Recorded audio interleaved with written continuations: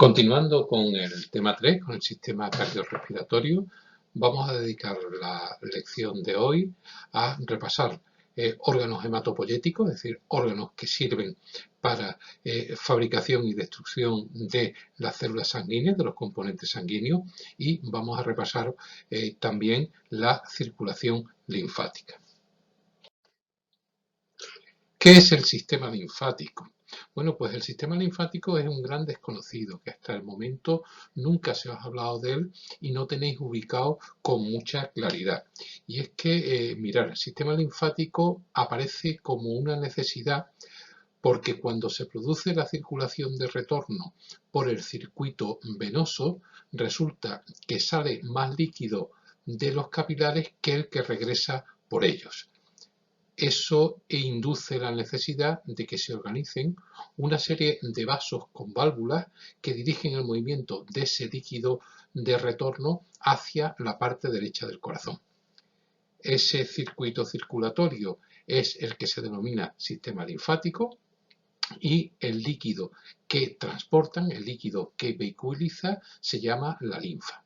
Y esa circulación, como ya recordáis que dije en su momento, es una circulación unidireccional, es decir, que solamente va desde las extremidades a la parte derecha del corazón, tanto de las extremidades superiores como desde las extremidades inferiores, y es un tipo de circulación abierta porque naciendo de los capilares venosos va a terminar, está abierta, se comunica directamente con la circulación venosa.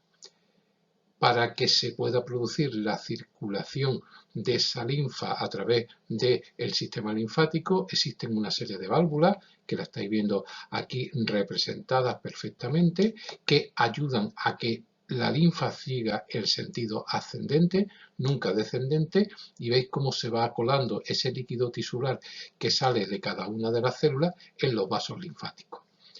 Tiene una composición, por tanto, muy similar a lo que es el líquido tisular. Tiene gran contenido en agua y en lípidos, mayor que aún en la sangre, y tiene menos cantidad de proteínas y de sales minerales. Y una característica muy importante, la linfa no coagula.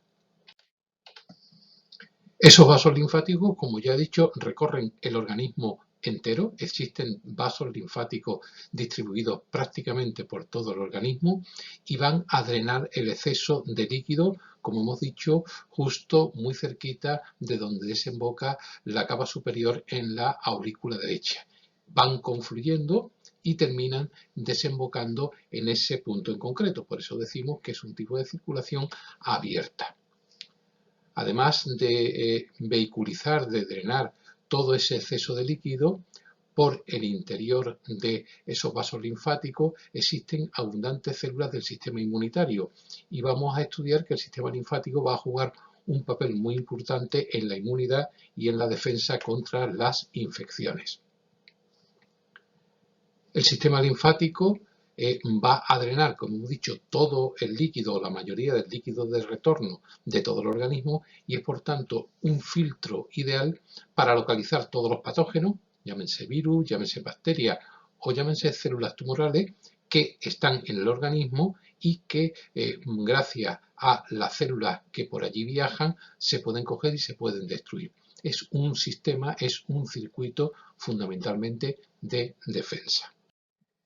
¿Y cuáles son las funciones del sistema linfático? Bueno, pues a la vista de lo que hemos explicado en su definición, en su concepto, y podemos resumir que las tres funciones principales del sistema linfático, que la tenéis en esta diapositiva y que están resaltadas en rojo, sería, por un lado, servir de retorno del líquido a la sangre. Recordad que hemos dicho que el retorno venoso es insuficiente y que se tiene que ver complementado por el sistema linfático.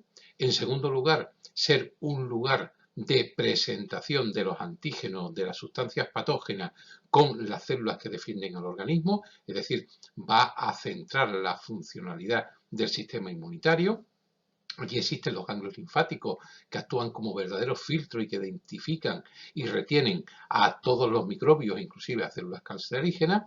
Pero hay una tercera función que no hemos nombrado hasta el momento, que es que va a hacer un cortocircuito en el transporte fundamentalmente de sustancias lipídicas, de sustancias grasas, desde el intestino hasta el hígado.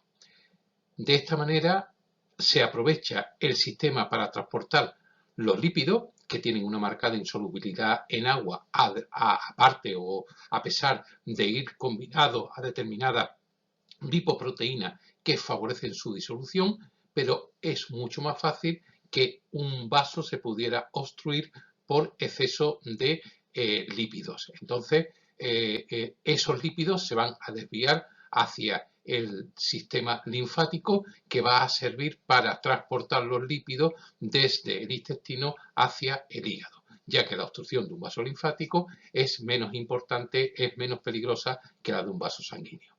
En esta imagen es para que os hagáis una idea de la importancia del sistema linfático. Tenéis sistemas vasos linfáticos de las extremidades inferiores, vasos linfáticos de las extremidades superiores, que van a terminar en los ganglios linfáticos inguinales y axilares, y veis cómo por ahí, a través de un conducto que se llama conducto torácico, va a ir hacia la parte derecha del corazón. Mire usted, ¿qué es lo que va a llevar? Fundamentalmente va a llevar el líquido de sobra de las extremidades superiores e inferiores, va a servir de lugar de reacción antígeno-anticuerpo del sistema inmunitario, y también van a transportar los lípidos. Excluyendo los procesos urinarios, pues se filtran en torno a unos 20 litros día, de los cuales 17 se reabsorben por el sistema circulatorio normal, 3 litros son proteínas de plasma y líquido que se escapan y que son recogidos por los capilares linfáticos y los que van a ser transportados aproximadamente. Y esta linfa, como hemos dicho, pues es rica en proteínas, partículas y linfocitos, sobre todo células de defensa, glóbulos blancos. La linfa, como hemos dicho, tiene el circuito linfático, la circulación linfática es abierta y termina confluyendo con el de la sangre, y casi todos los tejidos tienen vasos linfáticos. Aquí tenéis una imagen que se aprecia mejor que la anterior, que veis perfectamente cómo todos los ganglios, todos los vasos linfáticos terminan en ganglios inguinales en la extremidad inferior, termina en ganglios axilares en la extremidad superior. Veis que todos van confluyendo y van direccionalmente hacia, mediante el conducto torácico, hacia la parte derecha del corazón, que es donde se van a drenar estas secreciones y van a volver a la sangre.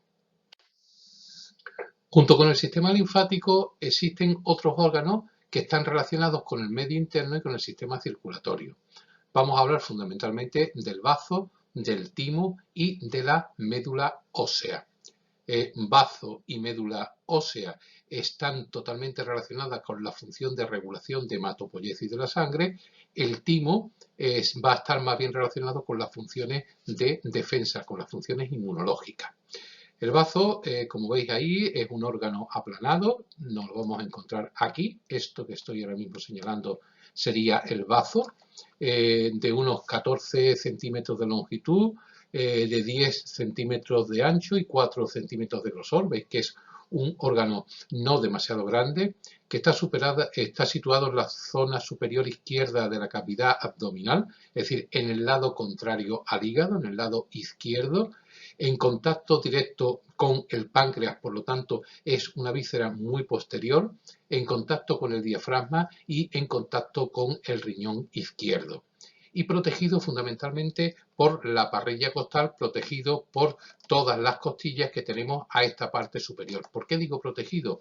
Porque tiene una estructura, una constitución muy frágil, con mínimos traumatismos, con mínimos golpes, se pueden coger, se pueden romper con excesiva facilidad, y una rotura de bazo, pues si no nos damos cuenta, produce una hemorragia interna muy importante y puede producir la muerte de la persona, la muerte del individuo.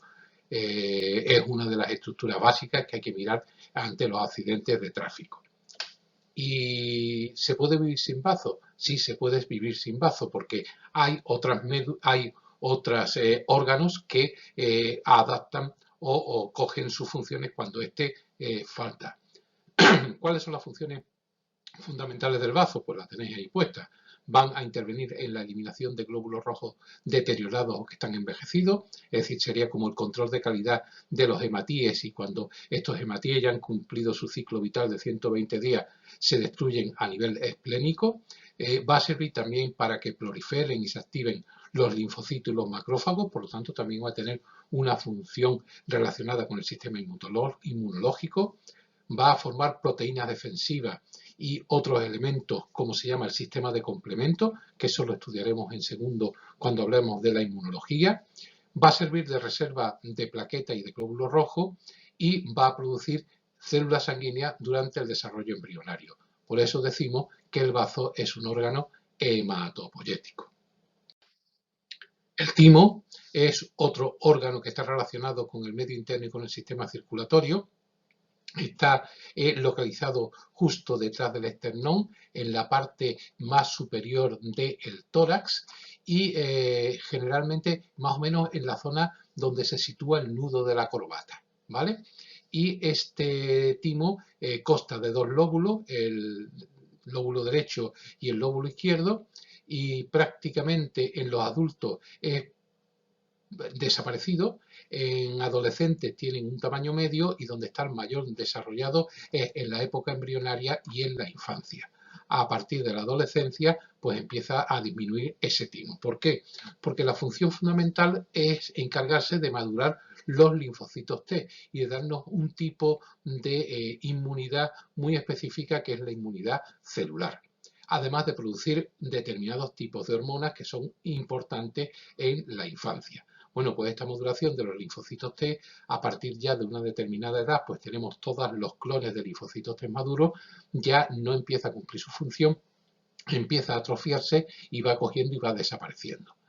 Insisto que nos los encontramos en la parte superior, justo detrás de la articulación acromioclavicular, entre el esternón y la clavícula, y a partir de ahí es donde se va a desarrollar el timo. Y por último, la médula ósea, que ya os la he comentado en alguna otra ocasión, es el tejido que rellena el espacio interior de los huesos largos, de las vértebras, de las costillas, del propio esternón, de los huesos del cráneo, de la cintura escapular y de la cintura pélvica, del hueso coxal. Y esta médula ósea roja, que tenéis muy bien fotografiada en esta imagen, forma el tejido hematopoyético por excelencia. Acordaros de la importancia del trasplante de médula ósea para determinados tipos de tumores que afectan a la sangre, y son las que van a generar las células de la sangre. Además de también intervenir en los procesos inmunológicos, ya que va a madurar un tipo de linfocitos distinto que en el timo. En este caso son los linfocitos B, que son los encargados de producir los anticuerpos y de producir un tipo de inmunidad que se llama inmunidad humoral. Insisto que esto de los linfocitos y la inmunidad humoral lo veremos el año que viene en el tema de inmunidad.